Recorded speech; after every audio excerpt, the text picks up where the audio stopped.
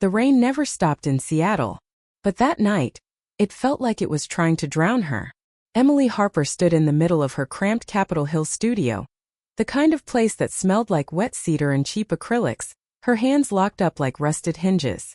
The paintbrush trembled between her fingers, then slipped, smacking the floor with a wet slap. Crimson paint, meant to be the heart of a mural she'd been sketching for weeks, splattered across her bare feet. She was 27, broke, exhausted, and for the first time in her life, she couldn't hold on to the one thing that had always saved her. She sank to her knees, right there in the mess, and cried so hard her ribs hurt. Not the pretty kind of cry you see in movies, the ugly one. The one where snot mixes with tears and you can't breathe because your chest feels like it's caving in. "I can't do this anymore," she whispered to the empty room. "God, please, just make it stop." That was the night everything broke open. And somehow that was also the night everything began. 2 years earlier, life had felt like it was finally clicking. Emily had grown up in a double-wide outside Spokane, the kind of place where the wind off the Columbia River rattled the windows, and her mom, Karen, worked double shifts at the diner to keep the lights on. Art was the one thing that was hers. She'd paint on whatever she could find. Cereal boxes, old barn wood, the backs of her homework. When she got into the University of Washington on a partial scholarship, it felt like winning the lottery. Seattle swallowed her whole in the best way. The constant gray skies, the coffee shops that stayed open till midnight, the way the city smelled like rain and possibility. She waitressed at a little place in Fremont called the Wandering Bean, slinging oat milk lattes to tech bros who tipped in crypto tips. Nights she painted. Small canvases at first, then bigger, then walls. Her first real show was in a pop-up gallery in Ballard. She sold 3 pieces. One guy from Amazon bought the biggest one for his office. She met Ethan there, tall, easy smile, the kind of guy who wore Patagonia vests unironically and talked about disrupting things. He was a product manager at Microsoft. Stable. Funny in that dry Seattle way. They moved in together after 6 months. Her friends called it a fairy tale. She called it finally feeling like she belonged somewhere. The first sign something was wrong came on a Tuesday in March. She woke up and her knuckles were swollen. Not cute swollen. Angry. Hot. Like someone had pumped them full of fire. She figured it was from gripping the brush too hard the night before. She popped some ibuprofen, made Ethan's pour over, and headed to work. By noon, her wrists felt like they were filled with broken glass. She dropped a tray of mugs. The owner, a sweet Vietnamese lady named Mai, sent her home early. "It's probably just stress," Ethan said that night, rubbing her back while they watched The Office reruns. "You're always pushing yourself, Em. Take a day off." She tried, but the pain didn't take days off. Spread. Elbows. Knees. Shoulders. Some mornings she couldn't even button her jeans. She started wearing slip-on shoes. At the cafe, she switched to making drinks one-handed when the other locked up. Customers noticed. "You okay, girl?" one regular asked, a barista from another shop who always ordered a flat white with extra foam. Emily smiled through it. Just the Seattle weather, you know? But inside she was terrified. The doctor visits started in earnest that summer. First her primary care guy in Capitol Hill, who told her to rest and maybe try yoga. Then a rheumatologist at UW Medicine after her blood work came back screaming. Dr. Patel was kind but blunt. She sat across from Emily in a white coat that smelled like antiseptic and hope. "Emily, this is rheumatoid arthritis. Autoimmune. Your immune system is attacking your joints. It's chronic. Progressive if we don't treat it aggressively." The words landed like bricks. Chronic. She'd heard that word before. Her grandma had diabetes. Her uncle had heart stuff. But this was her hands. Her hands. The only part of her that had ever made sense. They started her on methotrexate. Then a biologic injection she had to give herself in the thigh every 2 weeks. The side effects were brutal. Nausea that made her puke in the cafe bathroom between shifts. Fatigue so deep she slept through her alarm for 3 days straight. Ethan brought her soup. He was patient. First. Then the flares got worse. One night in October, she tried to finish a commission. A big abstract piece for a new condo building in South Lake Union. The deadline was the next day. Her fingers wouldn't cooperate. They curled inward like they had a mind of their own. She screamed at the canvas, threw the brush across the room, and when Ethan came home from a late meeting, he found her on the floor surrounded by half-finished work. "Baby, you need to rest," he said, voice tight. "I can't rest. This is my life." He didn't say anything, just cleaned up the paint in silence. 2 months later he was gone. Not in a big dramatic fight. Just a quiet conversation on the couch where he said he couldn't do the sick girlfriend thing anymore. He left his key on the coffee table and took the fancy espresso machine he'd bought her for her birthday. She didn't cry until the door closed. Then she cried for a week. Her mom flew in from Spokane. Karen Harper was the kind of woman who fixed things with casseroles and tough love. She made Emily soup, did her laundry, and on the third night, sat her down at the tiny kitchen table. "Honey, I know it hurts. But you're still here. Still breathing. Still you." Emily looked at her swollen hands. "Mom, I can't even hold a brush for more than 10 minutes. Then paint for 9. That's when the idea came. Not all at once. It started small. She was scrolling Instagram late one night. Doom scrolling, really, when she saw a post about a blank wall in her own neighborhood. An old brick building on Pike Street, slated for demolition but delayed by permits. The owner had posted on the Capitol Hill community page, "Anyone want to paint it before it's gone?" Emily stared at the photo. The wall was huge.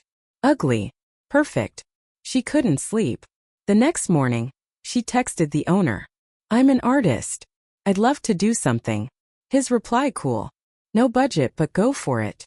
Just don't get us fined." She laughed for the first time in months. Then she cried again because laughing hurt her ribs. She spent the next 2 weeks planning. Not the mural. The how. She bought wrist braces. Special ergonomic brushes with fat handles. A step stool so she didn't have to reach high. Pain patches. And a playlist of old songs her dad used to play, Springsteen mostly, because even though he died when she was 12, the music still felt like home. The first day on the wall it poured. Seattle rain, the kind that soaks you to the bone in 30 seconds. She showed up anyway, in a rain jacket and fingerless gloves. Her hands were on fire by hour 2. But she painted anyway. She didn't sketch it out fancy. She just started with color. Deep reds bleeding into golds.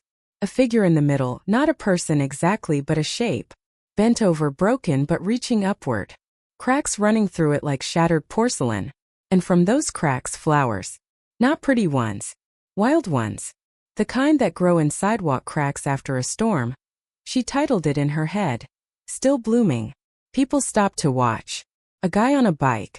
2 moms with strollers. An old Vietnamese man who nodded like he understood something she hadn't even meant to say. By the end of the week, someone had posted a time-lapse on TikTok. It got 200,000 views overnight. The comments broke her. "My mom has RA. This made me cry. Invisible illness representation. Thank you. I drive past this every day to chemo. Gives me hope." She read them in her apartment, wrapped in a blanket, hands too swollen to type back. But she felt seen for the first time since the diagnosis. Word spread. The owner of a coffee shop in Ballard asked her to paint their back wall. Then a community center in the Central District. She started saying yes to everything. Not because she needed the money, though God knows she did, after quitting the cafe when the flares made her unreliable. But because the painting was the only time the pain felt like it had a purpose. Her second mural was bigger. On a retaining wall near the light rail in Fremont. This one was personal. She painted her own hands. Swollen. Misshapen. But holding a single paintbrush like it was a sword. Around them the city skyline, Space Needle, the ferries, the mountains in the distance. And woven through it all threads of gold. Like the pain was stitching something beautiful together. She called it grip. A local news station picked it up. Seattle artist turns rheumatoid arthritis into public art. They interviewed her on a good day, when the meds were working and she could smile without wincing. The reporter asked what kept her going. Emily looked straight into the camera. "The days I can't hold the brush are the days I remember why I have to." Things weren't all Instagram filter perfect though. Real life never is. The fame, if you could call 50,000 Instagram followers fame, brought its own kind of pain. People wanted pieces of her. Galleries in Pioneer Square offered shows, but they wanted her to lean into the disability angle. Like it was a brand. One curator actually said, We love the tragedy in your work. She walked out. Her body kept betraying her. A bad flare in January landed her in the ER. Her joints were so inflamed she couldn't walk. They gave her steroids. She painted the next mural from a wheelchair her mom rented, bright blue because why not? It was for a pediatric wing at Seattle Children's. She did it at night so the kids wouldn't see her struggling. The mural was a forest. Trees with roots that looked like veins. Animals hiding in the leaves. And one little girl standing tall holding a lantern. She titled it Light Carriers. The kids loved it. One little boy with cancer drew her a picture of himself as a superhero. She cried in the hospital bathroom afterward, ugly tears again, because she was 28 and still learning how to be sick without letting it define her. Ethan texted her once. Saw your murals. Proud of you. She didn't reply. Some doors you close for a reason, but other doors opened. She met Liam at a community paint night she'd organized in Volunteer Park. He was 32, half Filipino, worked for the city's arts commission. Tall, quiet, the kind of guy who listened more than he talked. He'd seen her first mural and said it reminded him of his aunt, who'd had lupus. They started talking, then texting. Then he showed up at her next mural with coffee and ibuprofen. He never tried to fix her. Just sat with her on the scaffolding when her hands locked up, reading her dumb romance novels out loud in his terrible British accent until she laughed so hard it hurt. One night, after a long day painting a massive piece on a building in Georgetown, a phoenix rising from what looked like shattered bones, he kissed her on the cheek as the sun set over the Duwamish River. You're the strongest person I know, he said. She shook her head. I'm just stubborn. Same thing. The big one came in the fall of her 30th year. The city was doing a major public art project on the waterfront near the aquarium. They wanted one massive mural. Something that captured Seattle's spirit. Resilience. The way the city kept rebuilding after the fires, the earthquakes, the booms and busts. They asked Emily. She almost said no. Her last flare had lasted 6 weeks.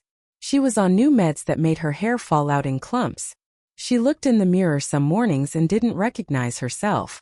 But then she walked past her first mural on Pike Street. Someone had added flowers at the base. Real ones. Someone else had written thank you in chalk. She said yes. The wall was enormous. 3 stories tall. She had a crew to help with the scaffolding and the base coats, but the heart of it, the details, the story, she wanted to do herself. She spent months planning. Sketches everywhere. In her apartment. On napkins at the cafe where she still went sometimes just to feel normal. The design was simple but brutal. A woman back to the viewer, shoulders hunched against the rain. Her body was a map of pain. Joints highlighted in angry red, scars like fault lines. But from her outstretched hands poured color. Not paint. Life. Families holding hands. Kids on bikes.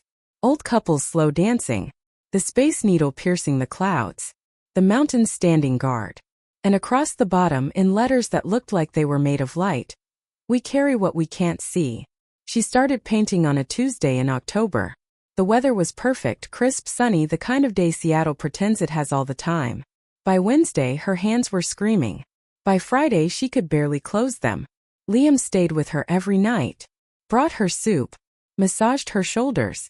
When she cried because she couldn't grip the ladder, he held her until she could breathe again. The last day was the worst. She had one section left, the woman's face. She'd saved it for last on purpose. She wanted it to be her own. Not pretty. Not heroic. Just real. Tired eyes. A small smile. The kind you give when you've been through hell and decided to stay anyway. She climbed the scaffolding at dawn. The city was waking up below her. Ferries honking, cars on the viaduct, the smell of coffee from the vendors. Her hands shook so bad she dropped the brush twice. She cursed. She prayed. She thought about quitting. Then she remembered the little boy who'd drawn her the superhero picture.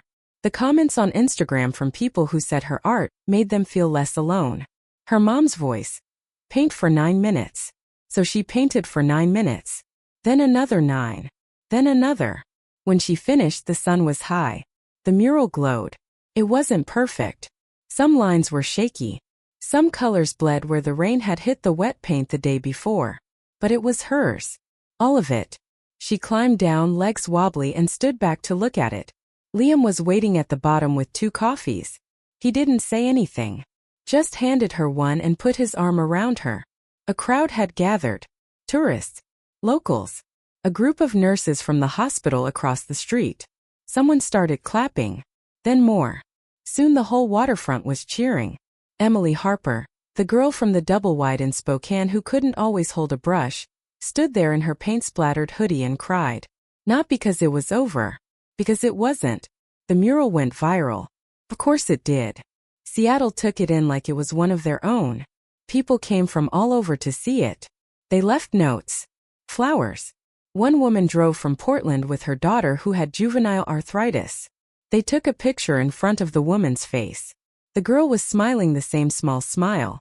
Emily kept painting. Smaller stuff now. Murals in free clinics. In schools. In the waiting rooms of rheumatology offices. She started a little nonprofit with Liam Brush and Bone. That paid other artists with chronic illnesses to teach workshops. They gave out adapted supplies. They listened. Some days are still bad. Really bad. She has mornings where she wakes up and the pain is so sharp she wonders if it's worth it. But then she looks at the photos on her phone. The murals. The messages. The life she built anyway. And she gets up. She puts on the braces. She picks up the brush. Because pain passes. But the beauty remains.